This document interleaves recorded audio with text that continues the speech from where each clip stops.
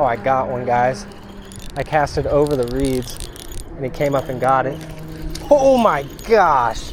It's a nice one too, on the gilling. Guys, out here in the middle. That bait is almost too much fun to throw, guys.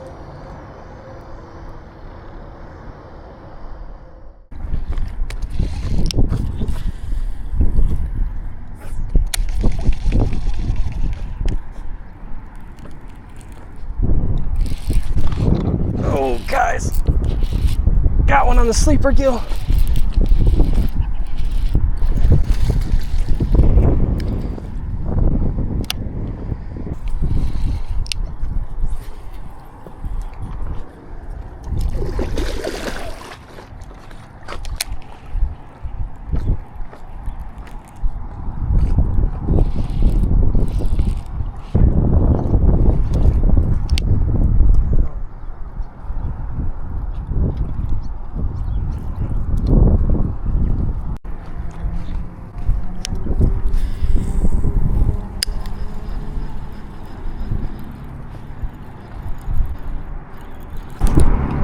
Fish, guys, on the gilling.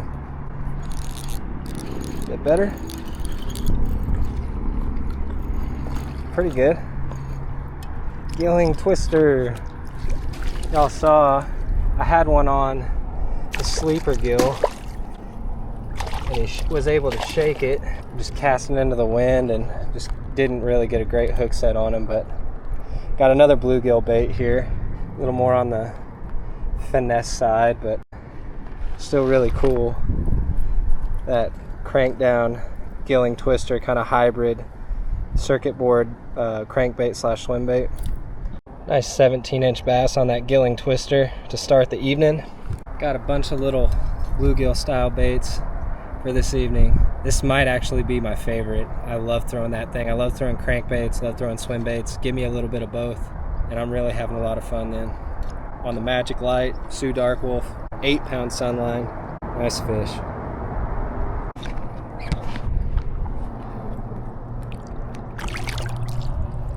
Yeah, guys, so we got just about an hour and a half left to fish here, and have the gilling twister on. Also have a really small bluegill style square bill. Had the sleeper gill that's now blown out, can't even throw it anymore. And I have a Texas rig tied on. Probably gonna put like a Ubari craw on there if I have to throw it, but I'm hoping they're just gonna keep biting that gilling twister. Let's see how many we can catch before the sun goes down.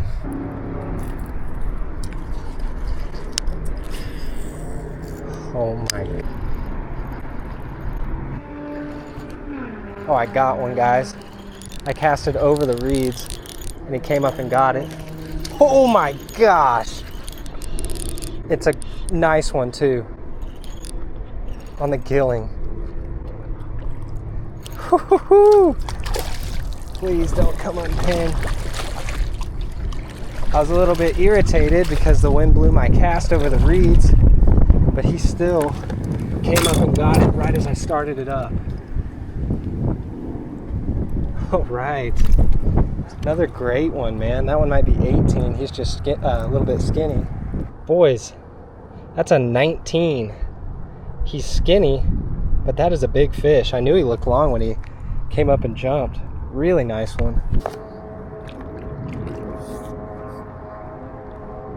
Two nice keepers already on that G-Crack Gilling Twister 75.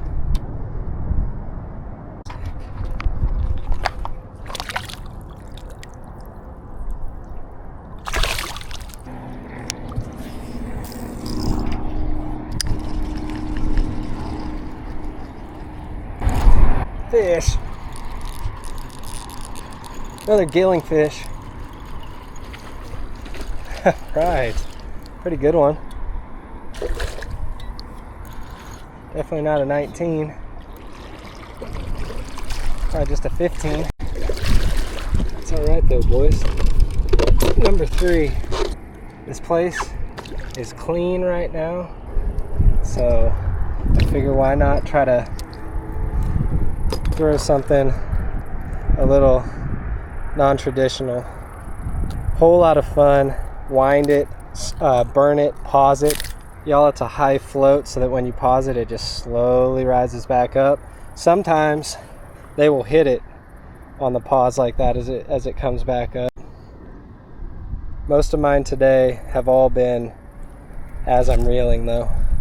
Yes sir, 15-incher on the Gilling. Guys, so I'm just casting it out. I get it going, I'll stop it, I'll get it going, pause. Just kind of a stop and go kind of thing. Fast then slow. And in the more shallow areas, so that I'm not catching moss every time I whip it out there. And then I kind of more slow and steady retrieve it with my rod tip up to keep those trebles up out of the grass. But here in this deeper little cut area, I can cast it out, keep my rod tip down, and do that more varied retrieve. Just like that. Wow. Another one. So much fun, guys. So much fun. There's number 4 on the Gilling. The goal was to at least catch 5, guys. We started at about 7, and it's about 7:45 right now. Is it? Yeah, 7:49. So we've got 4, and one pretty dang good one if y'all remember. 14-inch guy, smallest fish, but that was really cool how he hit as I was kind of telling y'all how I was retrieving that bait. And you might be curious too, I have it in the reactor gill color, no rattle. That's one of the unique things that makes it more like a swim bait, guys, is that there's no noise to it.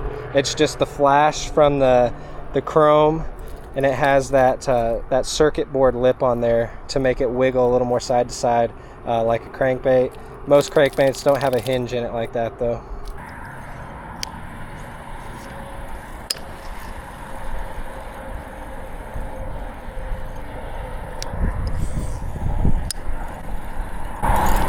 Fish.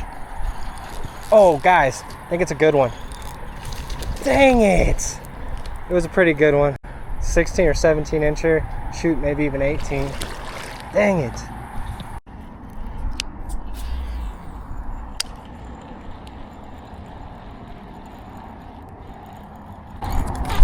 There's one. There we go, guys. There's number 5. Sure wish that other one would have stuck. I know he was a lot bigger than this one, guys. This one's fat though. That is a really fat little bass. Good grief. Look how wide that thing is. Fat little bass. Number 5 on the Gilling. We did it.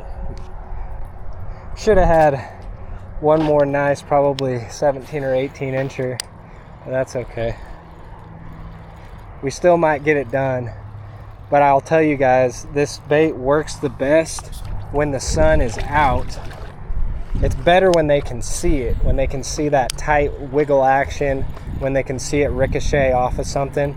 And that's another thing, guys. When it functions more like a crankbait, I'm not doing it obviously today because there's no like hard wood or rocks to bounce it off of, but it has that circuit board lip to bounce off stuff just like a crankbait. And I've done that before. I've fished brush and stumps with it at Squaw Creek. I fished rocks with it at Eagle Mountain and the Trinity, and it works really well like a crankbait as well. So just a few different ways that you can give it a try, but it also obviously works pretty well, you know, like up against weeds, over the top of grass, in clear water like this. Oh my goodness, and I just saw one. Oh, try to eat it. Let's fish hard, guys. Let's try to get one more.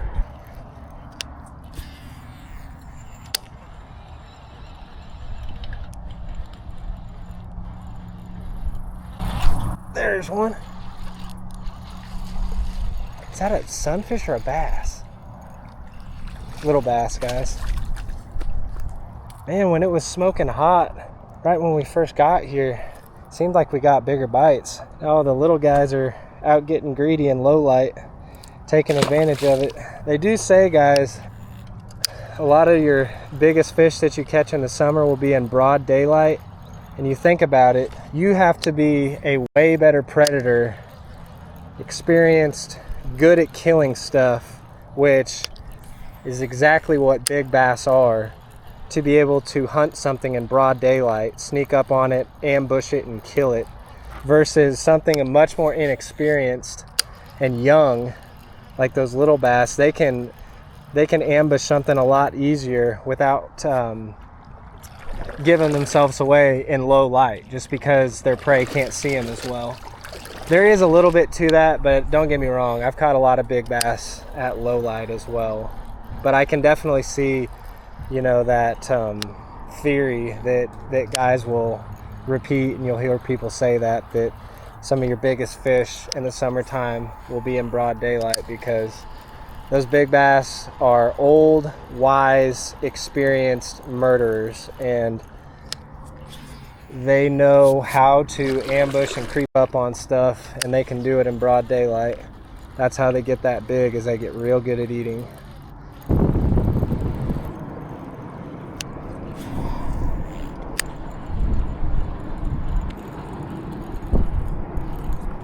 Oh, guys. All right, there we go. Woo! That is so much fun, feeling them load up onto that thing. Decent one. Not a big one, but a decent one. Probably a 16, 15 or 16. I don't want to end up with a trouble in my finger tonight. Brought it kind of through some grass, and that guy was ready to swipe it. 15-incher.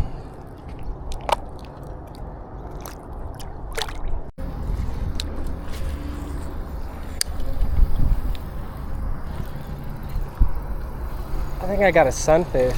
No, little bass. I'm telling you guys, the little ones come out to play apparently right now.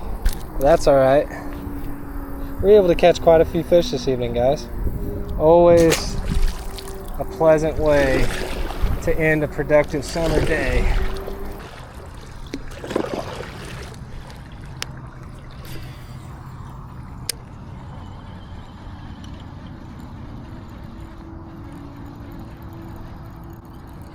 Guys, out here in the middle.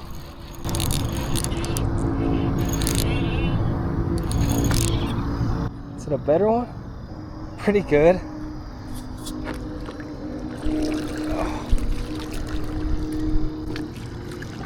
I don't even know if you're gonna be able to see him. Yeah, it's a pretty dang good one, guys. There's some redemption on a couple that we lost. Nice solid bass to end the night. All right.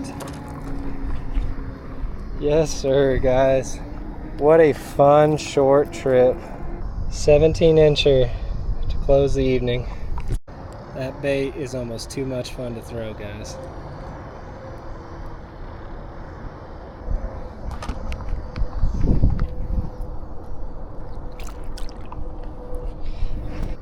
If you remember in a recent pond video, guys, how I was kind of out in the middle by the fountain and I stuck my paddle down, it was like 2 or 3 foot deep. You would be tempted to think that out here in this quarry looking type pond that this whole area is super deep, but I've scouted it many times, guys. I've spent a ton of hours down here, and all the way through you're going to be stretched to find anywhere that's more than like 6 to 8 feet deep. It's really not that deep out here, and honestly it's a lot shallower in places out in the middle back there if that end fills completely full of grass. But this area is just deep enough to where the light doesn't hit the bottom as much. There's still grass down there, but trust me, guys, it's not like some crazy 20-foot deep little quarry. But that one was out in the middle. Let's take a few more casts. Fun, fun, fun. That's a wrap, fellas. So just a quick summary on technique, guys, with these Gilling Twister 75s. 3 ways that you can retrieve them that I've found to be really effective. Number 1, rod tip down, really fast and erratic. Number 2, rod tip up over more shallow water and weeds, slow stop and go. And if you've got a ton of patience, guys, this thing, since it floats, it can even double as a wake bait. But you really have to be patient and just creep it along the top for it to stay above the surface, guys. Throw it on fluorocarbon or mono, guys. Throw it on preferably like a moderate to moderate fast rod. This one's actually a fast action, guys. And a little bit of advice, guys, if you're gonna blow a lot of money on a rod, you do it on a fast action rod that's super sensitive, high quality sensitive fast action rod. Really, because any mod fast rods are about the same. You don't have to have a really expensive moderate fast rod to get the job done to keep little trebles pinned. I don't think it made a ton of difference today, guys. I think I maybe would have landed just one more fish if I'd have had this on a moderate fast. But since it has little trebles, throw it on a moderate to moderate fast rod. Gear ratio really doesn't matter. You can vary that with your hand, but it makes it a little easier on you if you're going faster and erratic to throw it on something like a 7-to-1 like this Dark Wolf and up. And guys, if you could please help support my channel, there's a few ways to do it. You can buy one of my small baits and big fish fish rulers. It gets you entry into my monthly Big Bass BFS monthly contests. You can pick up some ARC gear, guys, whether that be an ARC Gravity BFS rod, reel, or any of the rods and reels and tackles that they have on arcrods.com. Use my code CB10 for that discount. Merch really is finally in the process of being made, guys. Approved some artwork, and it's in the process of being made right now. So hopefully by the end of the summer I'll have some merch for y'all. But I had a ton of fun on this one, guys, and if y'all did too, please leave a like for me. Consider subscribing if you haven't yet. Always talk with me in the comments below. Check out the links to more gear and discount codes in the description above, and check out the link to more BFS bass action in the pinned comment below. If you want a ruler, contact me at my Gmail account that I leave in the pinned comment below. Please share this with a finesse loving friend, guys, and help grow the BFS bass fishing scene. And y'all take her easy. We'll catch you on the next one. All right, there we go. Woo! That is so much fun, feeling them load up onto that thing.